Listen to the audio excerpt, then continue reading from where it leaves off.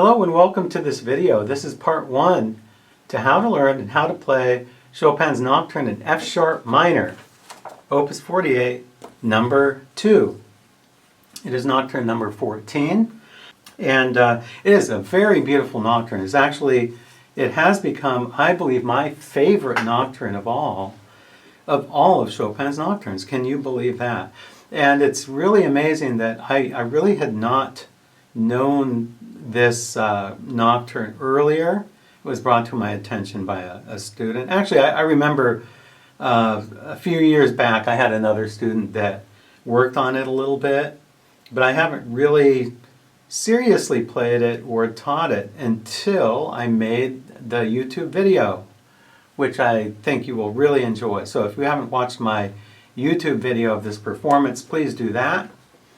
And let's get started on how to learn this very, very beautiful Nocturne. It is rather difficult, but it is so beautiful that it pays off. And it will pay off 10 times itself in gold if you just put the time into it and enjoy it. So yes, it is difficult, but so what? We're going to learn it anyway. So we have 1, 2, 3, 4, 5, 6. So 6 pages. Print out the PDF, the link that I have for you there. And the first thing we're going to do, as always with these long works like this, especially with editions where they don't number the measures, we're going to number the measures, okay? So I'll just give you the shortcuts here. It is 5 right here, 9, 13, 17, and then on the second page we have 21, 25, measure 29, 33, 37, 41, and 44, 48, 53, 57, 62, 68, 73, 77, 82, 87, 92, 97,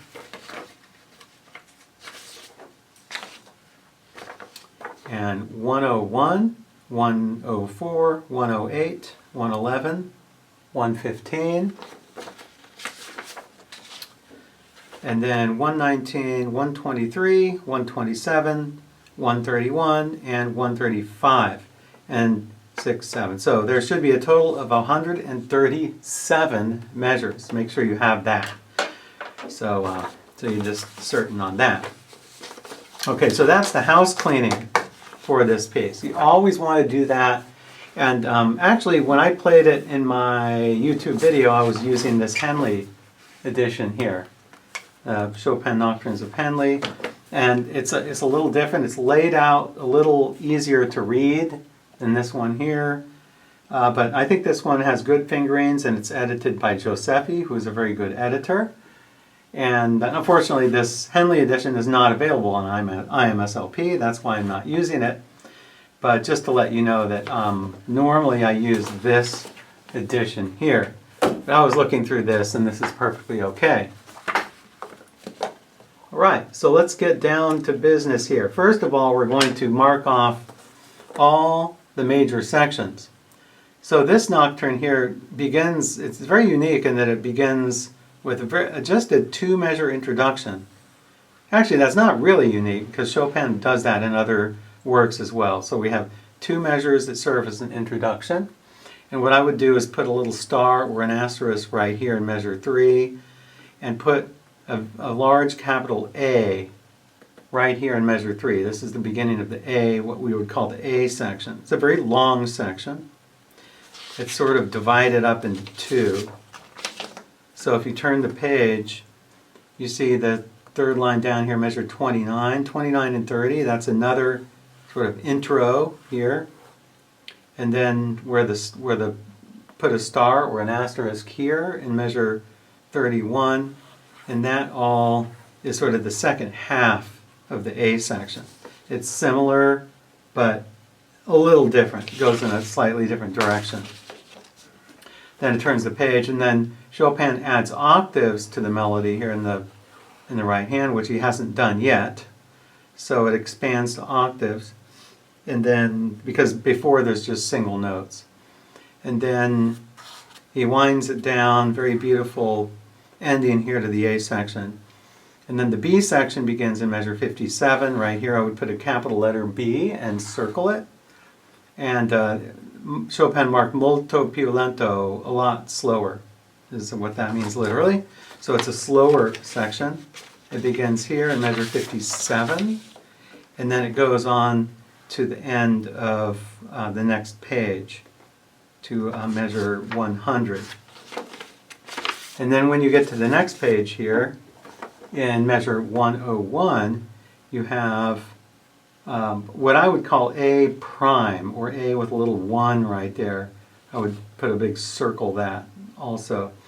This is pretty much the same melody and everything as before, but Chopin brings it in a totally different direction and adds some very beautiful little solo lines here, and then elaborates the little trills and everything, and then he sort of modulates here and goes in a different direction again, and then he finally comes to a close. This is so absolutely beautiful. This is just so gorgeous in here. I love this. It's why it's probably my favorite nocturne of Chopin. Just this stuff in here in the last page is just gorgeous in my opinion. And then we have a little coda. So I would put a little star or an asterisk in measure 131. And this is just a very short coda. You can actually write coda. So you can write coda there. This is all the coda until the end. And look what it does. It ends soft, not loud. So most pianists, when they see a scale going up like that with small notes, they think, oh, it has to be really, really, really fast, and then they usually make it louder. Well, no, this isn't what Chopin did. He did the opposite. So when you're going up the scale here, you're actually getting softer. So you're getting softer, and it's really not that fast either. And I'll explain when you do this last scale going up. The first edition and the Henley edition both have this first note of the scale on beat 2. And I think that should be correct. So let's move that B sharp right here over to beat 2. And it'll be much easier, because it's much easier to stretch these notes out over 3 beats than it is over like almost just 1 beat, or like 1.5 beats as they did here. So I think that was a oversight by the editors. They really should have moved it over to begin on beat 2, as they do in the Henley edition and the first edition, which I just checked. So we have the form of Chopin's F sharp minor nocturne, and the form is A, B, A prime, coda. That's all. It's that simple. Look, A, B, A prime, coda.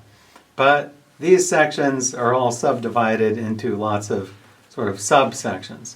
So it's a rather simple design when you look at the sort of macro design or the overall design, but when you look at each individual section, these can be broken down in, successfully if you look at the phrases and try to arrange it accordingly. So what I'm going to do in the next video is I'm going to just take us through and explain the best way to learn this, and according to my opinion, of course. But I think that's enough for this video. I wanted to just make this an introduction video where you just print the sheet music out, number the measures, understand the form, the overall form behind it, because that's very important, and then delve into learning it. So stay tuned and we will do that next.